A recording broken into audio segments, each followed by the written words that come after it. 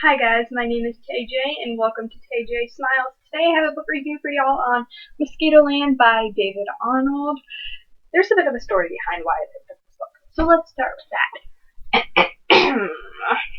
So I was walking through the library's books on cassette tape, playaway section because my mom listens to those at work.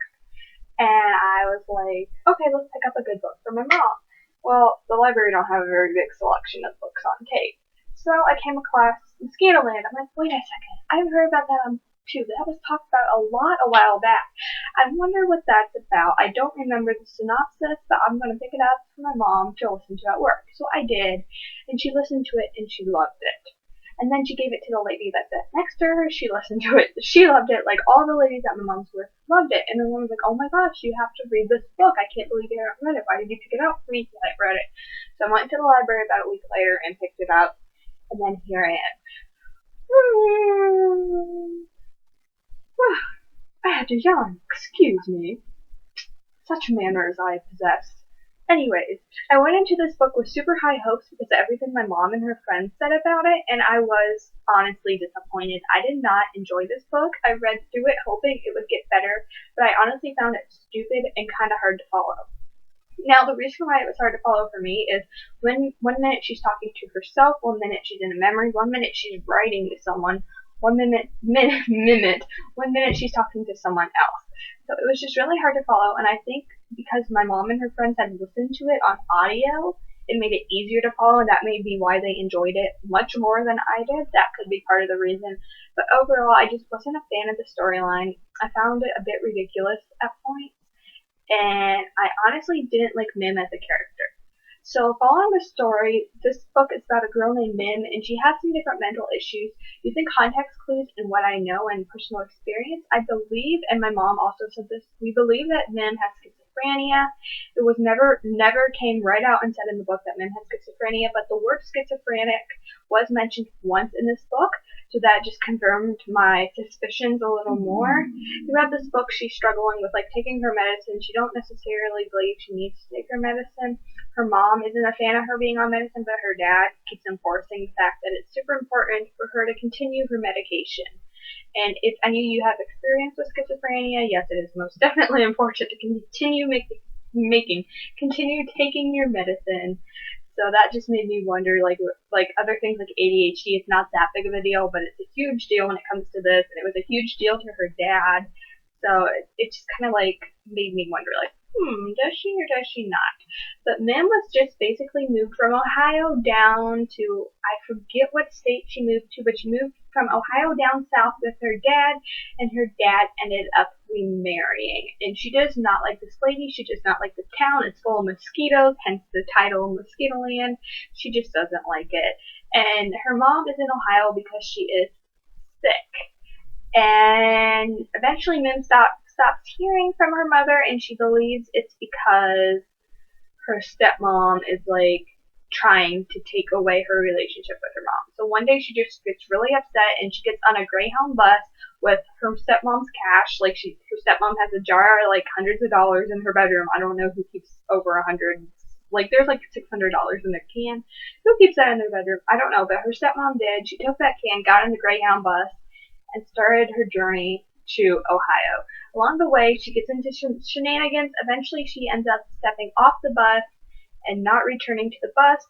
Along the way, she meets a boy, and this boy has either Down syndrome or autism, I don't remember, and she kind of takes him under her wing, and then along the way, they meet another boy who is a few years older than Mim, and he kind of helps them along the way, helps Mim continue her journey to Ohio. And the three of them get into some adventures along the way. They stay at a couple hotels, they go to a baseball game. Mim and him start developing feelings for one another, but they both realize that he's too old for Mim at this time because Mim is 16 and he's 24, he's fresh out of college.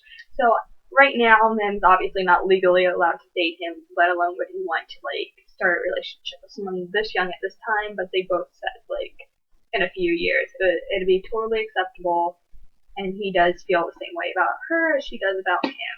Never came right out and said that, but once again, context clues. Eventually Mim reaches her mother, And there's what when she met her mom, it's not what she expected to meet whatsoever.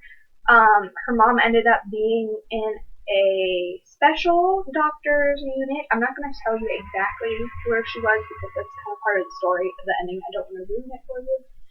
But Mim is disappointed, but she comes to terms with what her mother is dealing with and where she's at, and she understands that it's not her mom's right time to be raising a daughter.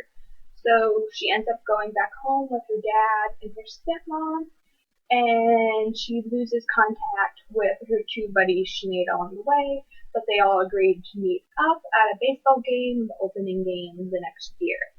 So that is basically the synopsis of this book.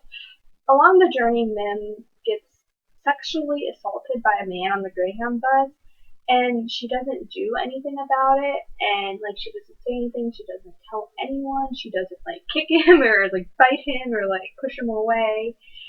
She was just like shocked, and she didn't know how to handle the situation.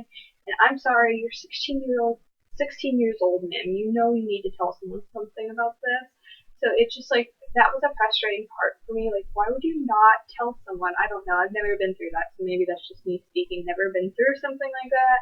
But yeah, I was just kind of like, what on earth? And the whole aspect of like her being able to get on a Greyhound bus and not get caught like all the way to Ohio was like beyond me. Like her parents had to have been looking for her, known she was missing, had to have some sort of clue that she would head back to Ohio at some point. I mean, she's missed it so much. Her mom's there, her whole house is there. Why would you not like suspect that she was going there? And like she was like surrounded by police and like paramedics and that kind of stuff multiple times throughout the book. And yet they never put together the connection between this Mim and Mim that's missing from over here. Like, I don't know. It was just a sketchy plot line at times, and it was hard to follow. I just left it when I was just kind of like, eee. So I don't know. I'd give it like a 2.5 out of 5 stars overall. So yeah, if you read this book and you liked it or disliked it, let me know in the comments because I really want to know what other people think about it. If you've listened to it on like audio versus reading it, let me know. Also, if you've listened to it on audio and read it, let me know because I'm wondering if maybe it's because I didn't listen to it. Maybe this is an easier book to listen to.